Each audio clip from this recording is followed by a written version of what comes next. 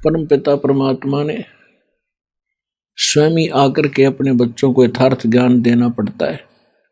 हम ऐसे जालिम लोक में रह रहे हैं, हम ऐसे जालिम स्वामी के लोक में रह रहे हैं जो हमेशा हमें मिसगाइड करता है। हमें दुख के अतिरिक्त वो कुछ नहीं दे सकता और हम उसको अपना मालिक मानकर अभी तक उसी की पूजा और उसी के पुत्रों को भगवान मान के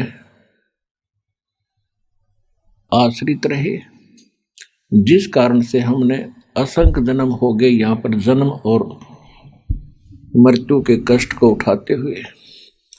तो परमात्मा ने आके हमें ज्ञान दिया है कि जिस लोक में आप रह रहे हो ये लोक आपका नहीं है, ये घर आपका नहीं है, यह संपत्ति आपकी नहीं है। यह भूल भारी लगी है आपको क्योंकि आपको सत्संग नहीं मिला।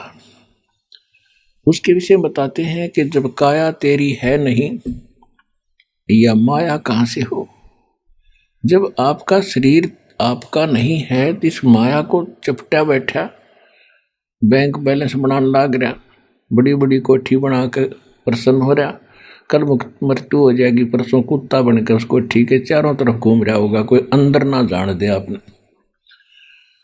तो परमात्मा याद दिलाते हैं, भोली आत्मा आज तक तो चलो आपको पता नहीं था, इसका कोई अल्टरनेट नहीं था, अब तो अल्टरनेट पता लग गया कि एक ऐसा स्थान है जहां हम पहले रहा करते थे। हमारी जन्म मृत्यु नहीं होती थी, हम वृद्ध नहीं होते थे और ऐसा ही हमारा परिवार है वहां पर, जैसा यहां जुड़ गया। आज आपके बेटा बेटी हैं या माता पिता हैं, क्या आप पहले जानते थे इनको? आपके घर आते गए, ममता मोह बन गई, अपने से लग गए, अपना परिवार बन गया। लेकिन ये तो अपना है नहीं, कल मृत्यु हो जा पूरा परिवार नाश हो जाए 1 मिनट में। ये पीछे केदारनाथ के ऊपर कैसा जुल्म हो गया था, एक के घर के 4-4 सदस्य मर गए, पूरा पूरा परिवार नष्ट हो गया। तो ये अपना है नहीं।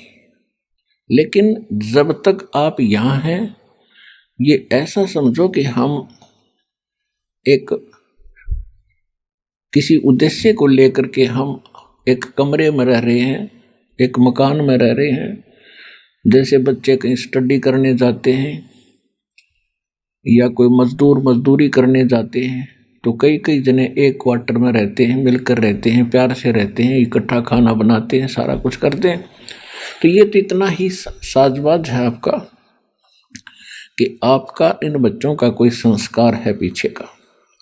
और वो किस्मत वाले बच्चे हैं जिनका पूरा परिवार मालिक से जुड़ जाएगा। आपके बच्चे सुरक्षित रहेंगे, आजीवन आपके साथ रहेंगे जब तक आपकी मृत्यु नहीं होगी। और मृत्यु के उपरांत फिर सारे के सारे सतलोक चले जाएंगे। ऐसे ही धीरे धीरे वहाँ आपका परिवार बन जाएगा। और अब वो सुख तो यहाँ कोई उदाहरण भी नहीं है जो वहाँ के सुख को यहाँ वर्णन कर दे। तो वहाँ सुख है और जो आपको वहाँ पर आनंद होगा जिस प्रकार आप वहाँ रहोगे। तो यहाँ कितना ही कोई धनी हो चाहे कितनी उच्च पोस्ट हो, उसका तो 1 सेकंड का भरोसा नहीं कब मृत्यु हो जा। तो पहले तो ये बात आपके दिल में इस सत्संग के माध्यम से जचाई जाती है, विश्वास दिलाया जाता है कि ये लोक आपका नहीं है, यहाँ आपका स्थायी स्थान नहीं है। और ये आपको भी आसानी से पता हो जाएगा ये ज्ञान सुनते। पहले तो वैसे ऊपर ले मनते हैं, हाँ भाई एक दिन सब ने मरना है, हमने मरना है।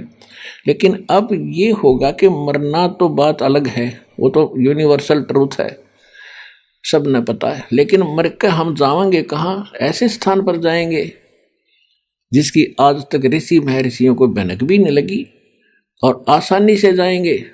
इन परिवार के अंदर रहते हुए हम भक्ति करके सतलोक जाएंगे।